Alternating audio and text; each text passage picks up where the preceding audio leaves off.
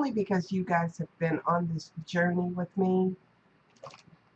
I hate to sound like I am always like the bringer of some kind of, I don't know, sad tidings, bad tidings. No, no, none of that. My father last night, he was doing so well. Seems like he was so good. And then all of a sudden, last night he just, some issues going on. Anyway, he's back in ICU again. And I was there at the hospital until about 2 a.m. last night and woke up early this morning to make sure I could call the nurse who was off at 7. Her shift would have ended at 7. And I remember saying to her, this is Sandra Bishop. I'm calling about my father. And somehow, some way, I must have fell asleep in the middle of the conversation because I don't remember quite where it ended or if I got any information. I remember waking up with my phone still in my hand. And and anyway, I had to get up and run back out there to the hospital and just touch and go all day. So it was nice that I had a reason to walk out the door when I did. And as I drove back home, I was thinking to myself, well, how long am I going to stay home before I head back out to the hospital? Because I really just don't want him out there alone. I want him to recognize that at least I'm in this corner calling and dealing and holding that space for whatever he decides to do. I just would prefer to be there. So I came home just to talk to you guys and spend a little hour or less with you guys, and then I'll be back out at the hospital. And I came in the house, I wolfed down a salad real quick, and here I am. So welcome, hello. I love you guys. Okay, so anyway, let me see, where do I want to begin? My life at this moment is not that exciting. It's going from hospital to LTAC to nursing home to hospital to LTAC to nursing home to hospital to LTAC to nursing home. It's not all that exciting except for sprinkling of Course in Miracles classes here and there and being able to talk. So last week I came on, I don't even know. I think I want to say thank you to Lynn because I think she took over for me last week when I was not here. She kind of jumped in, or she said it was a discussion. So thank you guys. This coming Wednesday I'll have to just see what's going on and let you know what's happening. I plan to be here, but they say if you want to make God laugh, tell him your plans, and or tell her your plans, and see what happens. So there you have it. Anyway, today it was interesting. I wrote down some really profound ideas that I thought was profound. You know how it is when crazy people think they have profound ideas. I had some profound ideas that I want to share, and I sat down here at the computer, and I don't even know what I did with that sheet of paper that I wrote the stuff that I wanted to share on. So I am going to just, let it find me in the process of me talking to you. And I'll share some other ideas and thoughts that I've had over the last few days. So again, this is Sandra Bishop. My website is down at the moment. It just kind of took a turn, just like my dad did. It took a turn, and it is down at the moment, and hopefully by the end of this week it'll be back up and functioning and with a few more bells and whistles than what it had before. And so I hope you guys will stay tuned for that, and I'll kind of give you the heads up next week after I get all that stuff all set up. Relaunch. And I'll tell you guys this real quick. I had me and GoDaddy had a little powwow, I guess you could say.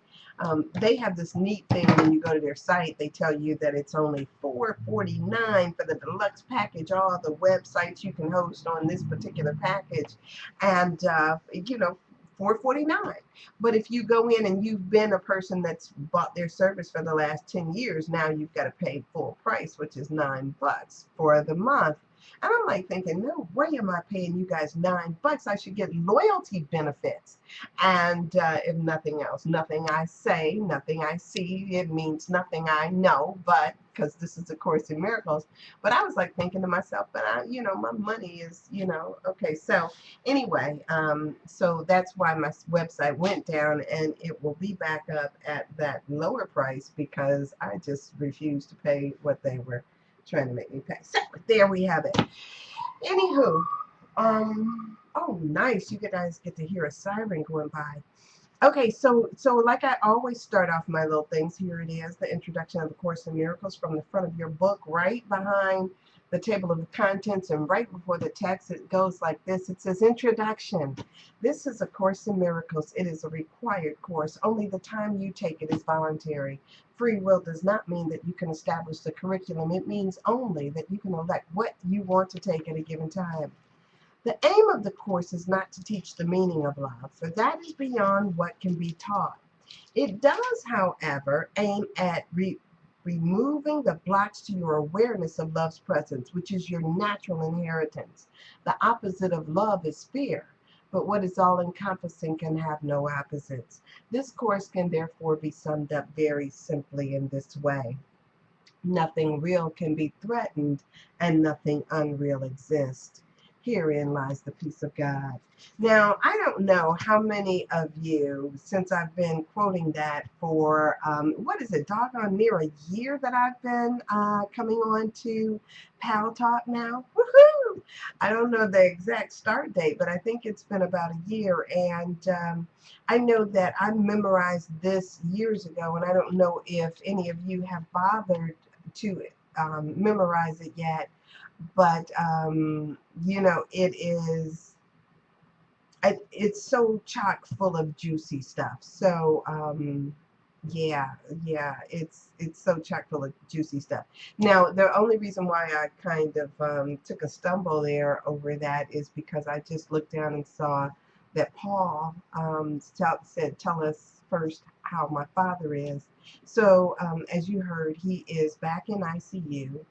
He is not conscious now, but I can tell he hears me. He blinks and stuff like that. He can't open his eyes again. Remember when we were back there, back in January, February, March?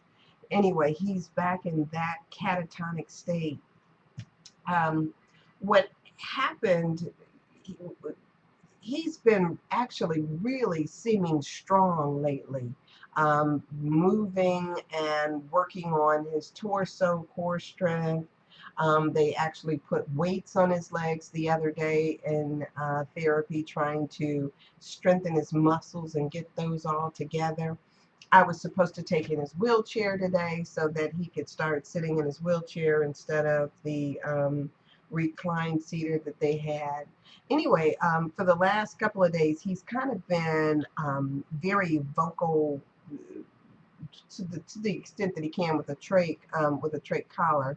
He's been very vocal, and so he kept telling me, he was like, move out the way. I'm going to the bathroom.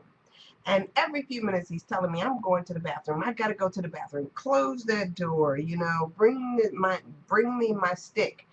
Now, mind you, he can't do any of the stuff that he's telling me to do, but he was very adamant about the bathroom. Anyway, so that's been for about the last 3 or 4 days, picking at his catheter that was in, and just doing all kind of stuff. Anyway, yesterday some stuff happened, and there was a mishap with the catheter, and I don't know if he has a really bad bladder infection or what, but his blood pressure dropped down to like 59 over 40 something, so it was really low. And they've been giving him stuff all morning, trying to get that back up, and just basically trying to get him stabilized again. So I'm claiming all is well. I'm trusting all is well, regardless of what happens. All is well. it seems as though I can be somewhat of a mother hen when it comes down to my dad and his health. It's not because not because it makes a difference to me one way or another, but simply because this is what I do. You know, when it says that it is, they just put those leg squeezers on him today. Thank you so much. They did just put those on him today. And but this is what I do.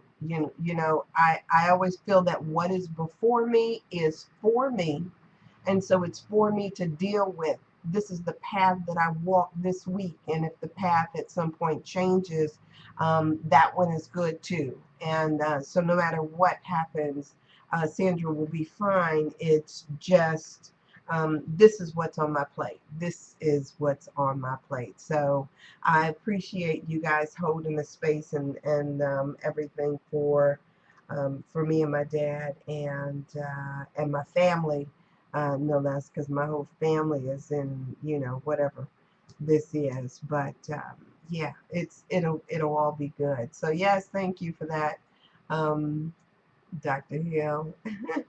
um, when they went to put him on, I asked him, I said, you know that he has blood clots already, right? And they were like, yeah, we know about the filter that's in there. And still, what I didn't recognize is that all of those pressors that they give you to increase that blood pressure draws or redirects the blood from other parts of your body. So his hands and his arms all seem like they are cold and not working like they should. And so yeah, they put those thingamajigs on his legs, and so we'll keep working it and walking step by step. It's amazing how many people ask me nowadays, "Are you a nurse? Do you have a nursing background?" It's like, no, I'm just doing this all day, every day. So I kind of know. It's almost like I'm sitting there saying to them, we need to give them some fluids, or we need to do this, or we need to do that, as if I know what I'm talking about. I just know what's worked in the past for him. And so that's where it is. Okay, so now enough of that. The other day, let me share with you guys this. I'm always talking about A Course in Miracles, and I did a radio show, a terrestrial radio show here in Cleveland the other day, last Thursday. And it was so funny. I just love the girl who does the show. She's down at the local station. As a matter of fact, I was on that same station years ago, and she asked me to come on, and she wanted to talk a little bit. I was on with the Reverend Jackson and her and me, and she asked a weird question. She asked this question about life purpose. Now, some of you will know that last week I talked a little bit about, I was called out to do a workshop for a company here in Cleveland on time management. And in the course, it talks a little bit about this idea of planning and time.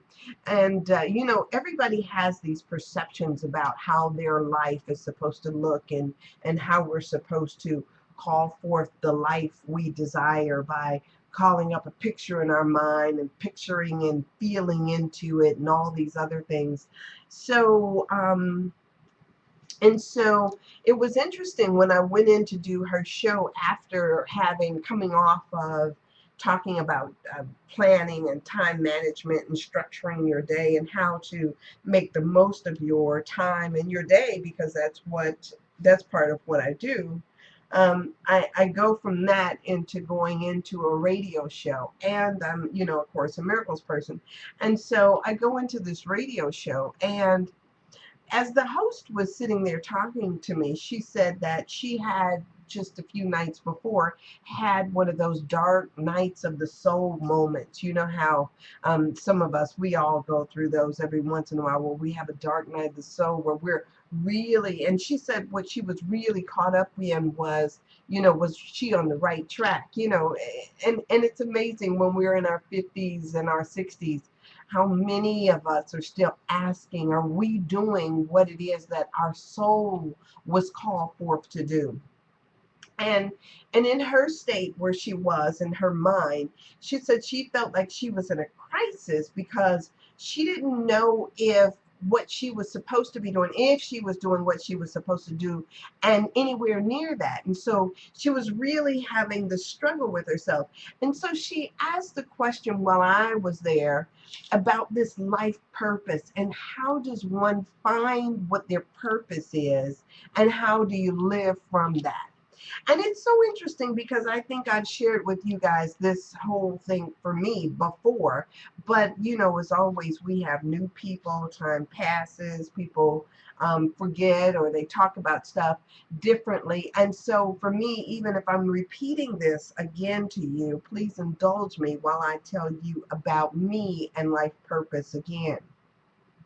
So what I shared to her is that life purpose, we have this idea that we can, think up life purpose. Now, we all have to recognize that our ego is always busy. Our ego has this thing of, let me figure out what sounds good, what sounds best.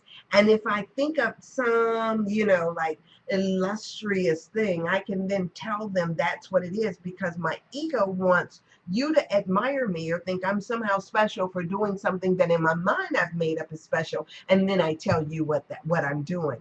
So our ego would say to us, oh, tell them that, your life purpose is to help people, because that sounds good. Of course, that's all pious and everything. And who could argue with that? Who could argue with you saying that you want to be a minister or in the ministry work? Who would argue when you give them these big, lofty titles? I mean, our ego is totally vested in that. It's kind of like a juicy steak for it to stick itself into and say, you know what, this is my life purpose. But for me, I was trying to tell her how my life purpose came to me. And I don't even know that I want to say to the extent that that's how my life purpose came to me, in so much as I want to just tell you about the process that I went through of discovering what it was. So when she asked me the question, it's so good how spirit just kind of works with you. Spirit just, even when I think I know what I'm supposed to say, spirit like says to me something very different than what I think I'm supposed to say. So what I said to her, I said, I was doing radio. I did radio, not right there in the studios where she was, but on the same airways. And I did radio for like 12 years, maybe more or less. I did more rather than less, but about 12 years I was doing radio. And so on this particular radio thing, I was always saying that I needed to find my voice. I want to find my voice. I want to find my voice. Now, mind you, now you guys may not know this, but when I listen to my voice, I didn't even like my voice. I didn't, I think that there is this part of me that has this lazy kind of sound to my voice. I'm very critical when I listen to myself or recordings of myself. I had been in the past. And so I didn't even like the sound of my voice, but I had this idea that I needed to find my voice. So what does that mean? So if I was to tell you that everybody has a voice. So if you look at Karl Rove, he's got a particular voice, and he's got a particular purpose to his voice. If I tell you what's that guy's name with the crazy hair that does the shock jock stuff? He's got his voice. He's got a particular voice. He's got certain things that he do, certain things that he brings to the table. That Dr. Laura, she's got her own voice. Yeah, Howard Stern. All these people, they have their own voice, and they've got a particular feel, a texture, a method to what they say, all of that stuff. Um, yeah. Well, no matter what we think about it, it becomes their voice, whether their voice is coming from their behind or not. It's their voice, and we know them by their voice. So much so that we're not even looking at it like, that he has his days. It is a personality thing. And so I was busy trying to find my voice. I was like always talking about, you know, let me find my voice. It seemed like I was doing this for a couple of years.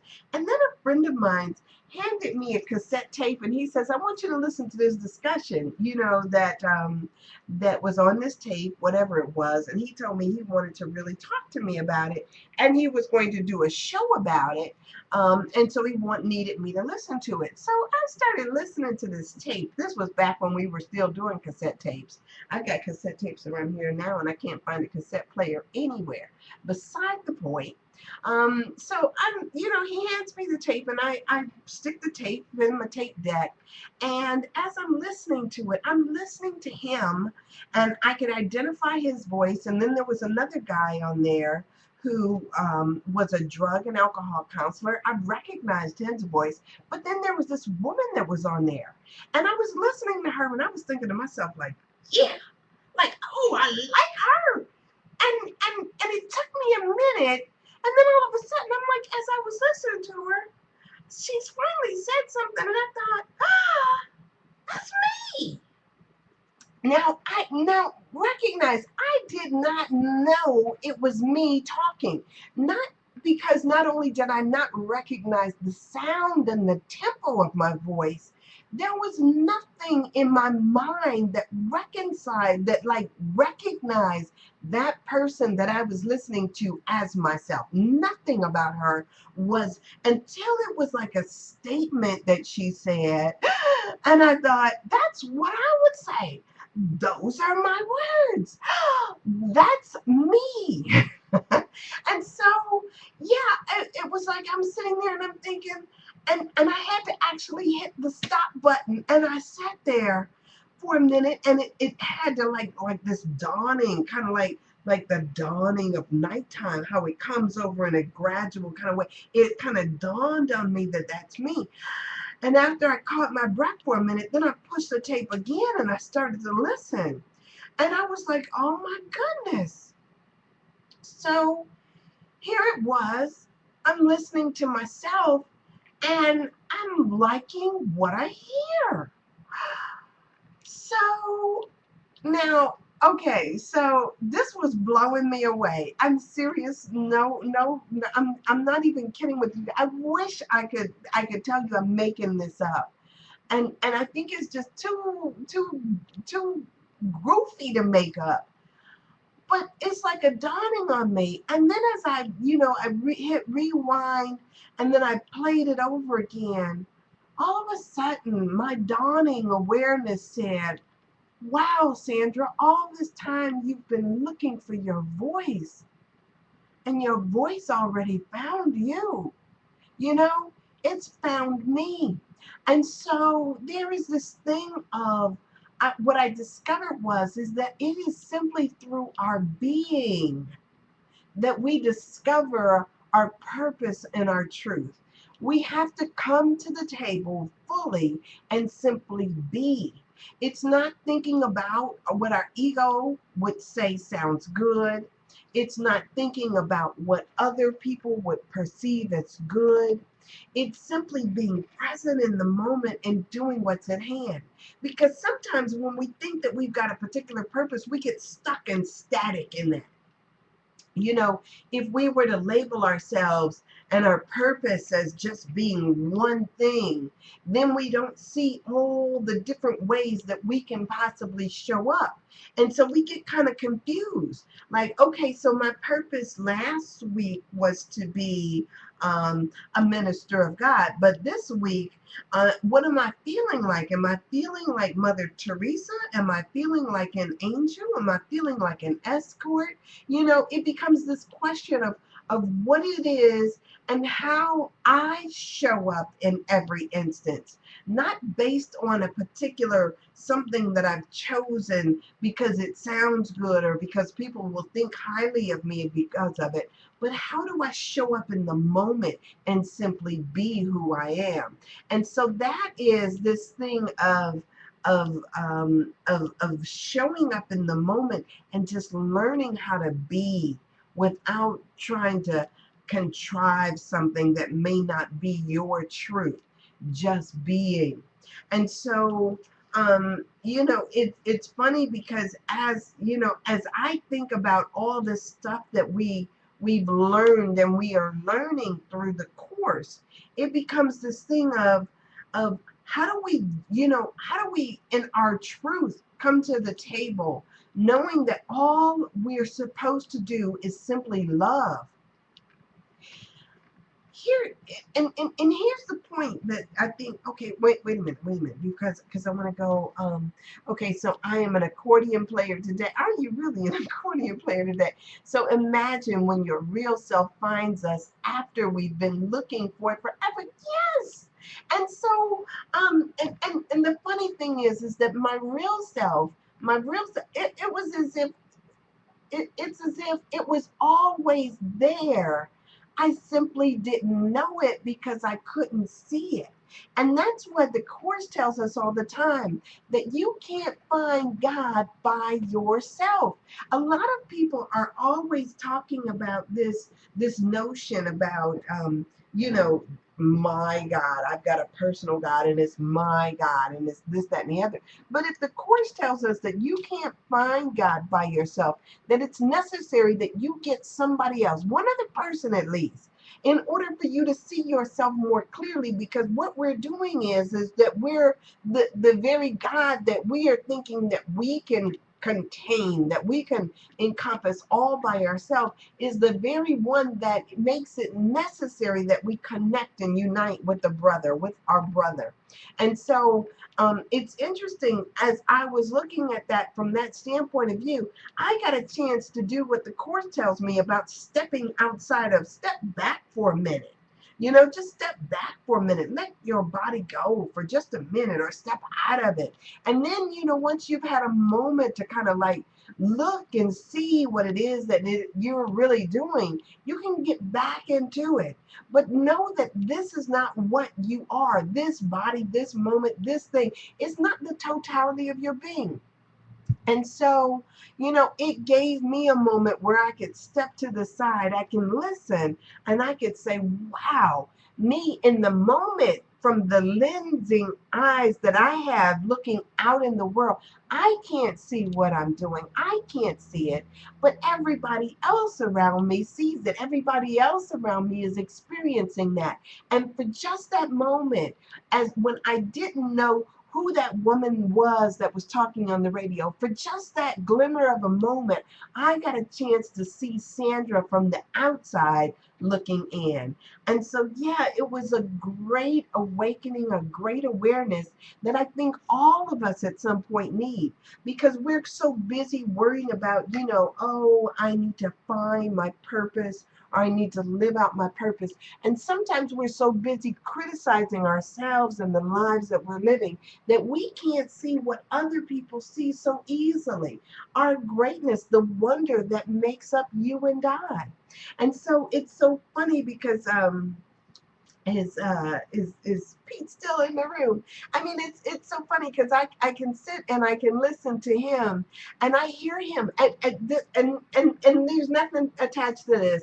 I can hear him as he lights another cigarette, or as he takes a sip of his water, or whatever he's doing, as he's sitting there and he's talking about the course of his day, and I could just kind of laugh because it's so, so we may judge ourselves as we're looking at ourselves, but everybody else is like in the background saying yay and yes, and just celebrating the person that we are, because we bring our true selves with us. That's what I love about Liam when she tells the stories about what's going on in her life and her husband and all this other stuff that's going on. It's like I get to see something different and more clearly, and I get to grow from it. If we're constantly judging ourselves, it's as if we are putting the blocks to that love that is the truth in us. I mean, that's what it says right there in the introduction. The aim of the Course is not to teach the meaning of love, for that is beyond what can be taught. It does, however, aim at removing the blocks to our awareness of love's presence. So if the blocks that you perceive to love's presence are the blocks that you put in the way. How do we then remove the blocks to our awareness of our own specialness, our own greatness? Not to say that we're more special or more great than any other, but to see ourselves the way that God sees us, or that others would see us. And when I say God or others, they're really one and the same, because really that's all there is. It's so juicy and good. And so, I'm sitting there and I'm thinking to myself, like, and in that moment that I became aware that it was me, it's like, oh, this is good. Like, wow, all of a sudden, and there's a reason why we don't see ourselves. Because I think that when we see ourselves, we probably get all narcissistic and taken with ourselves, like, oh, let me have a moment alone with me. I don't know, but there's that other part that when I heard myself and I recognized it was me, and I recognized that I actually liked that woman that I was hearing, and I liked what she said. I was like sitting there and I was thinking to myself, like, ooh. Ooh, and then I had a different respect for her, if that makes any sense to you. I had a different respect for that voice that was coming out of her. Because now all of a sudden, and not even that it was my voice, but now all of a sudden, here's how insidious this thing is. All of a sudden, I started thinking to myself, like, wow, I really am host of God, because I know I didn't know that stuff. I know that couldn't possibly be coming out of my mouth, because that simply could not be me. So God must be stepping in. As soon as I get a mic in front of me, God steps over inside of me. Some spirit steps over inside of me and then starts to use me and take over my voice and speak through me. That is the thing. So I couldn't even own that. And then I started looking at myself differently, like, oh, you know what? She's some kind of temple. She's some kind of, something that then God uses her to speak, and God uses me. So let me clean up my act. But then I discovered, like, I don't have to do nothing. I don't have to do nothing by divine right, grace. It is the unmerited favor of God. By divine right, it flows through me. And by divine right, it flows through you. And there is nothing that you can do to either deserve it, or to stave it off, or to get rid of it. It is not dependent on you. You need do nothing. And so when it tells you you need do nothing, that's because you can do nothing. It's not about you. It's about you showing up and learning how to simply be. Isn't that great? And when you come with your truth and simply be who it is you are, then you show up to show people God. You show up to show in all your fullness, all your glory, exactly who you are. I love this stuff. Oh my gosh. It's so good when you start to really get who and what you are. So thank you so much. Your plan is sure, my Father, only yours. Yes, lesson 338. Thank you so much. I love that, that you can always call forth these references and it all works together. So it becomes this thing of us recognizing that we simply need to show up in all our truth and all our glory, and just let it flow. The more, I told you guys this before, and I'll say it again because it bears repeating. I like repeating it, and it bears repeating. Don't let your preparedness get in the way of spirit, because your ego will tell you that I need to write this out. I need to script this out. I need to prepare and be on top of this, because left to your own devices, you can't come up with an idea all good by yourself. Well, guess what? That's a lie. Spirit, remove the blocks to your awareness of love's presence, because that's naturally what you are. You are naturally love. And when you start putting up stuff in front of it to kind of like block it, redirect it, or all that other stuff, those are blocks. We don't recognize what blocks are. Blocks are those things that we think we need to do. But if we just kind of like say, oh man, I got to let it flow, then we'll start to understand. So, so it's funny. One of the things that, because you know, when I told the woman that she needed to just be, and through her being she was living her life's purpose. I mean, she was living it in the moment. And I think she goes through those moments a lot of questioning, and I think we all do, because you know, for some reason, you know, everybody wants to say that, you know, when you get to the end of your life, you want to feel like somebody is going to say, well done, as if you have come to fulfill what it is that you came here for. All of us have this notion that we want to do that. But now here's the interesting thing. There are people who have dreams or who have desires and who never act on those desires. They kind of go through life sleepwalking, not doing any of the things that there is this calling on their spirits to do. They never do any of those things. And for those people, I could see just thinking like, okay, let me just walk in that direction. You know, rather than just ignoring it. Let me just meander over here this way to see what I see. You know, some people never do that. Some people are just, you know, just kind of like reconcile themselves to say, no, no, no, no, no. I'm going to do the responsible thing. I'm going to do the safe thing. I'm going to do this thing or that thing. They never meander outside of those lines that have been clearly drawn for them. And for them, I can see why it is we talk about this thing about, you know, dreams and everything. But the other thing about it is that, you know, there is this part of me that says, when we dream big, I mean, when we dream really big, it's not, you know, one of the, in the time management thing, it talked about this idea of creating this big, I don't want to say illusion, but painting this big picture. And then once you paint the big picture, then it's like walking backwards. Like, okay, now what needs to happen for this to fall into place, and that to fall into place, and that to fall into place. And so they take a step backward, and they keep stepping backward all the way to their present position. And then once they get at that present position, then it's like, okay, now let me take baby steps forward into the dream that I was having, or the dream that I dreamt. Now, is it the dream that you dreamt, or is it the dream that dreamt you? That becomes the question for all of us. Am I really like walking into the dream that spirit has for me, or am I walking into the dream that I think my friends will like, or that somebody else will see? Guys approach me all the time. I love this stuff. Y'all just listening to me talking. It's okay. It's all good. You know, you can hang up if you want to, or you can listen to me. But it's so funny because guys approach me all the time.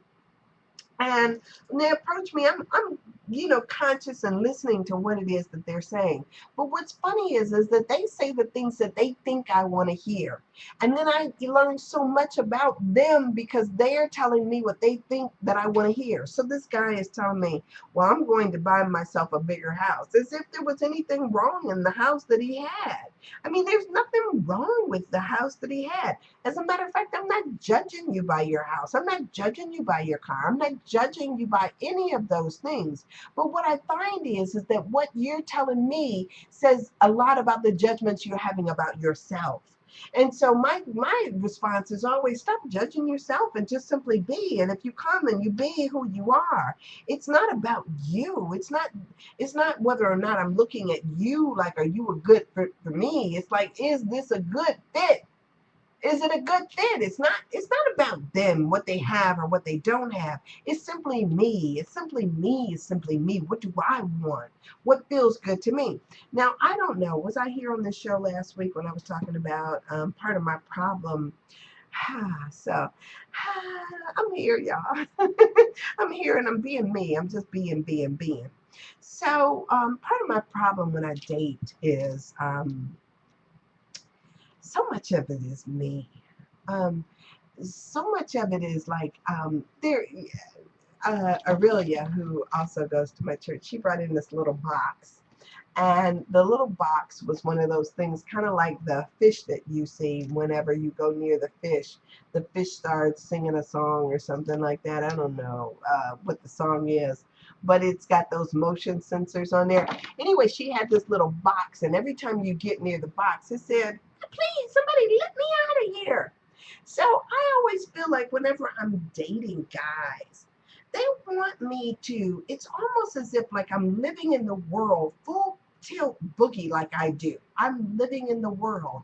And in my mind, um, sometimes when I go into my meditations, I know that my body is bigger than this house that I live in, bigger than most buildings that I am.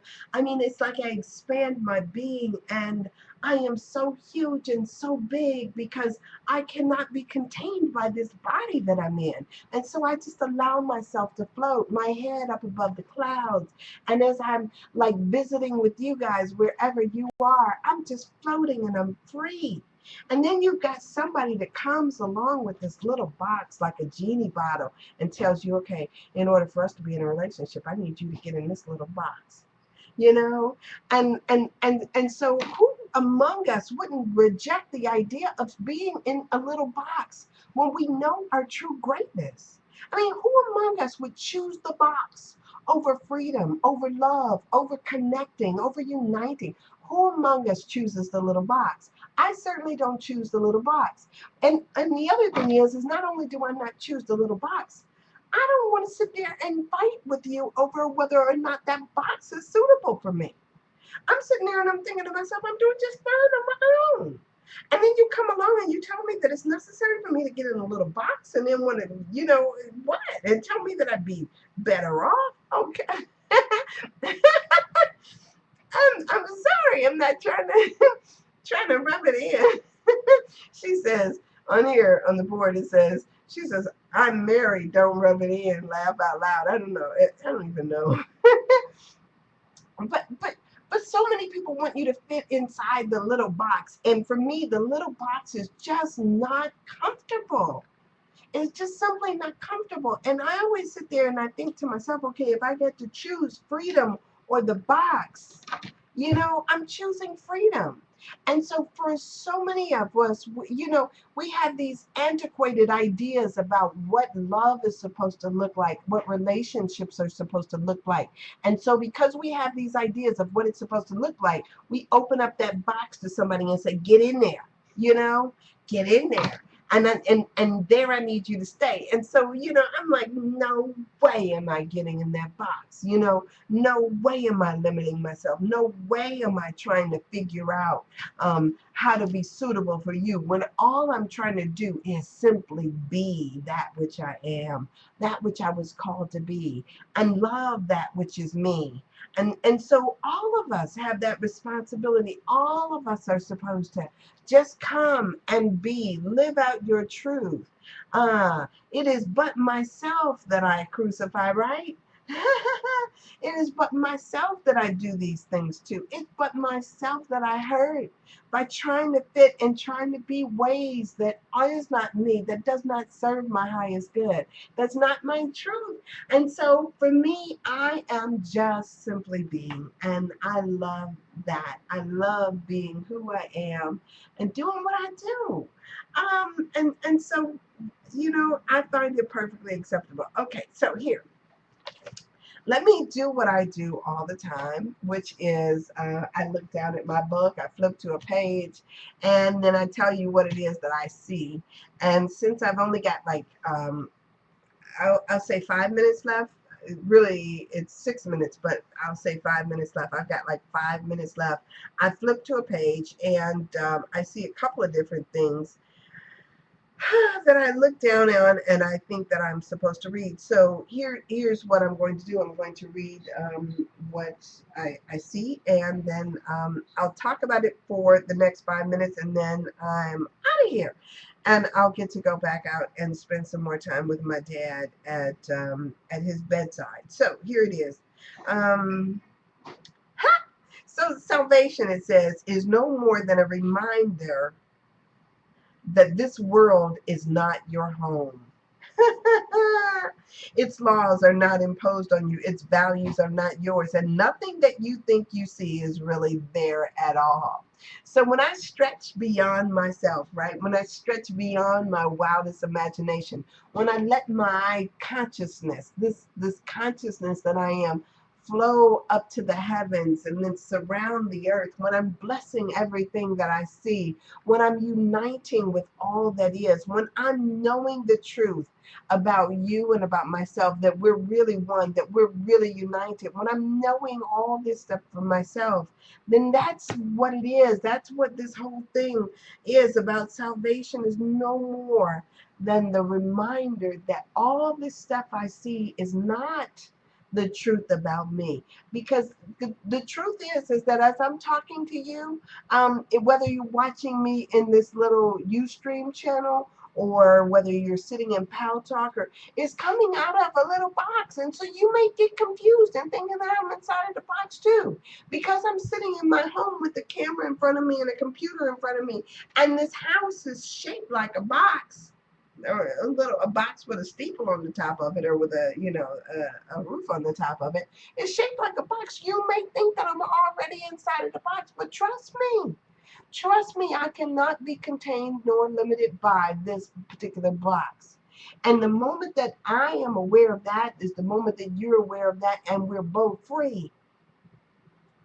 We're both free to be who it is that we are, and to love as we do, and to experience life in the grandest sense of the word. Because this thing, to be conscious of who you are, not because of your body, but because of your mind, to be conscious of what you are, that's the truth of you. That's consciousness. Ooh, that's so good and juicy. This is seen and understood as each one takes his parts in its undoing, as he did in its making. He has the means for either, as he always did. The specialness he chose to hurt himself did God appoint to be the means for his salvation. From the very instant that the choice was made, his special sin was made his special grace, and the special hate became his special love. And isn't that so neat? Because what I just did, I just read something that surmised what I was talking about, and it was simply by opening my book, because Spirit is so great like that. Grace is the unmerited favor of God on you, right? And it's not predicated upon what you do or don't do. It simply is. So in that regard, if you're sitting there and you're trying to make up this whole thing, trying to paint it all pretty and be creative and all this stuff, you were already created. You were already created. So since you're already created, you don't have to create yourself again. All you have to be is you. In your case, it is merited. Of course, you deserve the very best. Of course, you deserve the very best. No matter what you do, you deserve the very best. And so, it's interesting. This lady came into my dad's room today. Yeah, you are good. You are God, doggone it. Yes, you are. This lady came into my father's room today as I'm sitting there in ICU. She's one of the ministers up there at the hospital where we were, and she sat down and she started talking to me. And I mean, she could talk, and she just talking, and then as she, um, as she was getting ready to leave, I guess she was thinking, okay, is there anything I can do for you? That's what she said. And I was like, of course, you can pray for me. And I am not one of those people that, what do I want to say? I'm not one of those people who is a spiritual elitist. I always tell you I'm a metaphysical tramp. I don't care what religion you are. You could be Muslim, and I'm going to tell you, let me pray with y'all. Because I'm going to get down if I can. If you let me, I'll get down. And if not, wherever you are, I'm going to pray with you. I don't care. It's God. God is God. And in my mind, it's not divided. Whether you want to see it divided or something different or whatever. So I told her, I said, so pray for me. Pray for us. Pray for my dad. Pray for my family, because my family needs prayer. And so, as she started to pray, she started praying, and she said this wonderfully beautiful prayer. And then she said, and I'm asking a special prayer for his daughter who is sitting here, you know, for being here and being by her father's side. I'm asking a special prayer for her. And so I was thinking to myself, like, wow, you know, my blessing is that I can be here. My blessing is that I can do this. My blessing is all of this. I'm already blessed. And the funny thing is that I recognize that. And so I hope that you do too. You are good. You are God. At every moment, you are exactly where you're supposed to be, totally loved. And whether it's unmerited or merited, you are blessed. And so I'm saying blessings to you. I'm always loving and praying for you. It's time for me to go. I'm scheduled to be back here on Wednesday from 7 o'clock until 8 again. I love you guys, and I'll see you then. All right. Bye.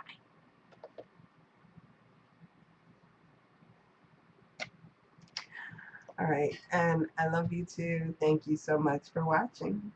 All right. See ya.